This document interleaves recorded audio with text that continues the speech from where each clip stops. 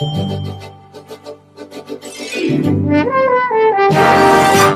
back here on our program, Jones and Company, and today we are talking about education, talking about the Student Development Division of the Ministry of Education and what they're doing, and also we are talking about the Jumpstart program. And at the break we were talking about ensuring that we are not creating criminals. Godfrey Anius? Dr. Barr, development-wise, many people, and I am still grappling with it, wonder what is their talent? The talent of the students. The talent of the individual. Okay. Right? Identifying, right, what I am good at, or what skills do I have that I can maximize, right? You take this gentleman here, right? He says that I joke about it, but he's a Renaissance man. And if you see some of his paintings, I am sure if he were in high school and they had recognized his artistry, he may not have been a journalist. He may have been an artist, right? And I always wonder where my true skills lie, right? And I think that is part of the problem that leads to people's frustration. They never are able to determine what they are good at. Their passion. Yes. Passion. What is? Yes. I can tell you that at some point around the 9th grade or so, there's what is called the career inventory, where we take an inventory of students to determine where their leanings are. And I could identify with what you're saying. At some point in time when I was young, I started drawing. And I could have looked at you and sketched you at about age 11, and you would have thought I took a picture. But then when it came to my parent, I said, boy, there's nothing in art. Just drawing, you know? And so I had to leave it. Of course, God has given us more than one talent. And so I found education. And I can tell you I have not even regretted education. But you never know what you would have But done. I never know what I've done on the Exactly. other side. Exactly. And so, yes, that is a fact. We do have a number of children who are not placed in where they ought to be because sometimes it's a parental factor. I want my child. I had a child when I was principal. The child came from a particular junior high school. I was at a senior high school as principal. And the child had no BJC. The child could hardly read and write when they got to me. Yet this child wanted to be a medical doctor. And I had to sit down, talk with the child, and I had to find out some things about some other areas. And finally she agreed that she wanted to be something else. Because really, she didn't have the skills. The scientists, etc. Right. Yeah. Mm-hmm. But you have people who operate from one side of the brain or the other. The one lobe over the other lobe. And you're talking about art, Godfrey, but you can be multifaceted. That's correct. That's, yes. Yes? Yes. Multifaceted and multi-dimensional. The Bible talks Yes. about that See, too. he's trying to say he's a Michelangelo. That's what he's trying to say. You are. No, I'm not. But all I'm saying to you is that some people are multi-talented. That is correct. Yes? And how do you deal with these type students? They, as Godfrey said, some students ought to be fast-tracked. Yes. Sometimes our system keeps them back. Yeah. All right? I think we are catching up with the rest of the world. You're catching up? Yeah, we are catching up. We are not there yet. We are catching up. I had an opportunity to travel to Canada, Australia, New Zealand, and Washington just to observe what other people, what they are doing. And I can tell you, my eyes, they were open. Dr. Barr, we spent some good money on you. Oh, definitely. And I've been returning it. Yes, apparently. Yes. And that is why you were chosen to lead this division. I think from I started out as a classroom teacher, my leaning was to help the vulnerable students. And I could recall I would always ask for them, give me them. When people were trying to say, get out my class, no I would good. say, give me them. Yes. And I could recall former director, Mrs. Almadine, I served with her for about 18 years. When she was principal, one at C.H. Reeves, the other at Government High. And she walked upon me from behind, and she saw me counseling with these young men, and she called me aside. She said, you know what? You're an unsung hero in education, because you do what other people don't want to do. I could recall having a class that nobody wanted. Their teacher had gone off to do a sabbatical. And it took me 3 weeks, and I had the whole class turned around. And the question was from the principal, what did you do? Motivation. And I said, you know what? I made every child felt like Important. a human being, Yeah. important. Treat them well. When the late Dr. Bernard Nottage was Minister of Education, I think you started program Shaw. That is correct. Yes. Is that still in place? It's still in existence, Okay. yes. So how is your division dealing with this, and how does program Shaw factor into what all you're doing? Well, what we are now looking at is that program Shaw needs to be developed even more than it is. I have said to the powers that be, gone are the days when we must pick a teacher willy-nilly and say, go to program Shaw. We have got to ensure that these persons are well trained to deal with these students who are vulnerable. You have to have certain skills. Sometimes there may be a teacher who's not doing well in the mainstream, and so we say, look, let me pass you off, go to this institution. That's not what we want. And I'm not saying that all of our teachers there are like that, but I'm saying that it does happen. Let me ask you, how's program Shaw worked? Because if you have sent young boys to a place where they seem to be at risk, they were at risk young men, or they were troublesome, or they were violent, how do you know that program Shaw has worked? It's been many, many years now.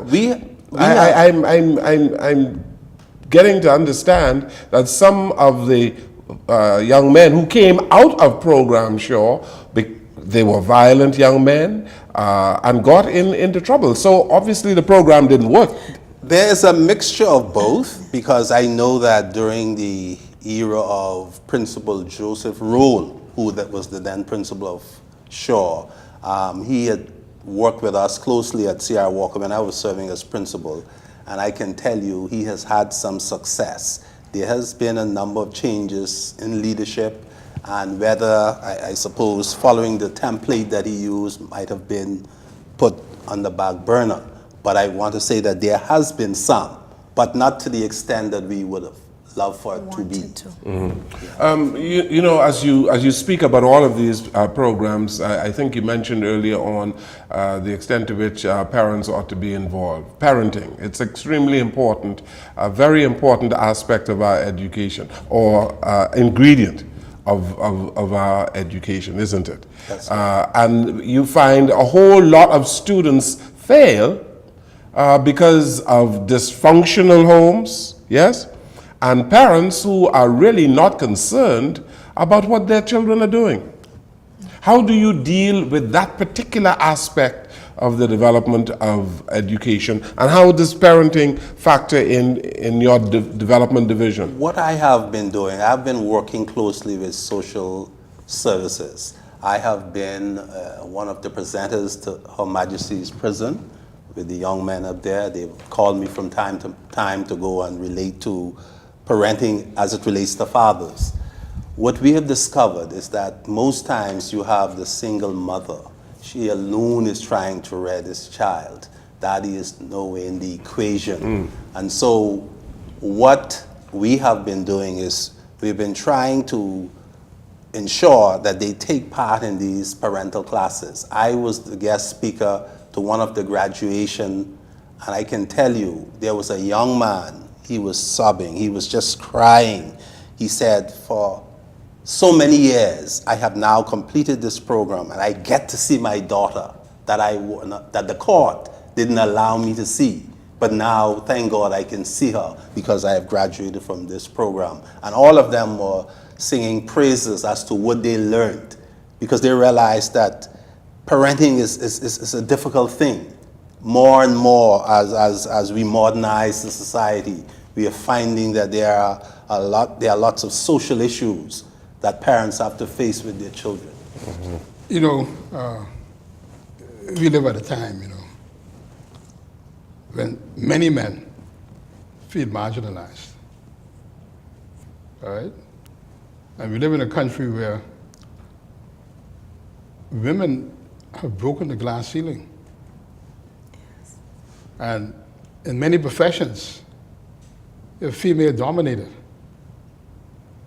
And as a result of that, many households, the largest earner in the household is a female. And so some men feel emasculated. Do you have any plans for all male classes? You know, we interviewed a former colleague of yours, Mr. Newbold, who teaches at Westminster. And they've had tremendous success with all male classes, right? I went to St. Augustine's. St. Augustine's was at its best, all male. All right? What is your view on that? I take the view seriously. That is a possible solution, because I would have had classes where I had all males, and I can tell you what I observe is that the distraction is not there. When the female comes into the classroom, they seem to be distracted. And so it is something that can work, but I also say, yes, at some point, even though I teach them separate and apart, there ought to be some time when I put them together. And it's for various reasons. It's for to ensure that socialization, yeah, so to speak. So the minister has already espoused that is one of the things. His son-in-law runs the gentleman's club, you know. Yes. And many of the boys who make up the gentleman's club are from the government schools system, right?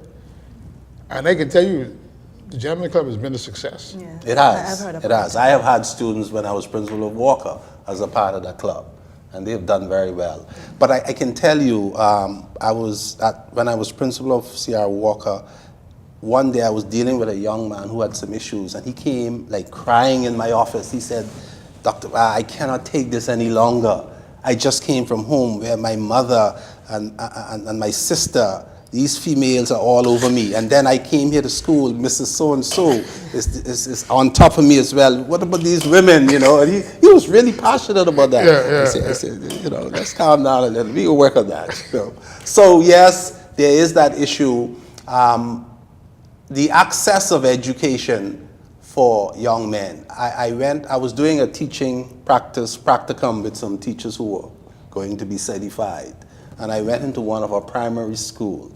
And I just made an observation. When it was time for the teacher to ask the question, she asked the question, but whom did she pick to answer those questions? The girls? More so the girls. Yeah. And I said, yes, look at that observation, you know? I said, you know, sometimes the teacher who is very conscious wouldn't do that. They would make sure that those boys have an equal opportunity to answer. They're going to be timid, but you have to go after them.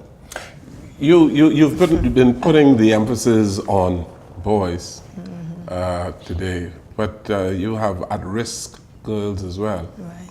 And you have a program, Ms. Chipman, where you have teen mothers who became impregnated, and they went into a particular TAPS, you call it.